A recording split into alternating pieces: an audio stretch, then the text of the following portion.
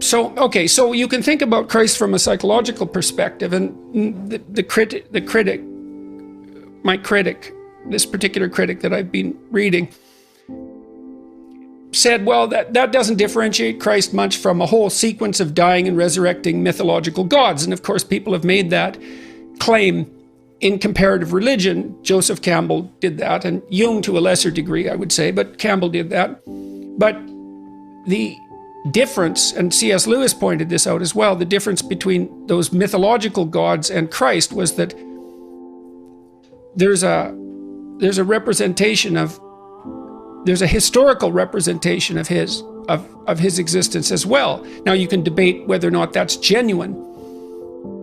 You can debate about whether or not he actually lived and whether there's credible objective evidence for that, but it doesn't matter in some sense because it does, but there's a sense in which it doesn't matter because there's still a historical story. And so what you have in the figure of Christ is an actual person who actually lived, plus a myth, and in some sense Christ is the union of those two things. The problem is I probably believe that, but I don't know. I'm amazed at my own belief, and I don't understand it. Because I've seen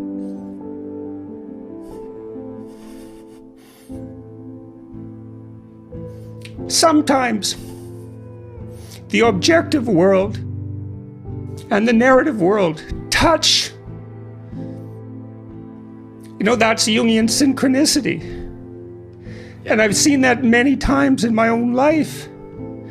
And so in some sense, I believe it's undeniable. We have a narrative sense of the world. For me, that's been the world of morality. That's the world that tells us how to act. It's real. We treat it like it's real. It's not the objective world. But the narrative and the objective world touch. And the ultimate example of that, in principle, is supposed to be Christ. But I don't know what to...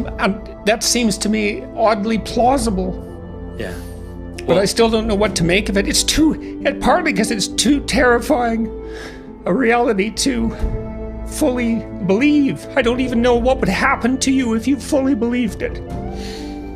If you believed in the story of Christ, or if you believed that history and let's say the narrative meet, let's both, say. I think you... Because when you believe that, you buy both those stories. You believe that the narrative and the objective can actually touch.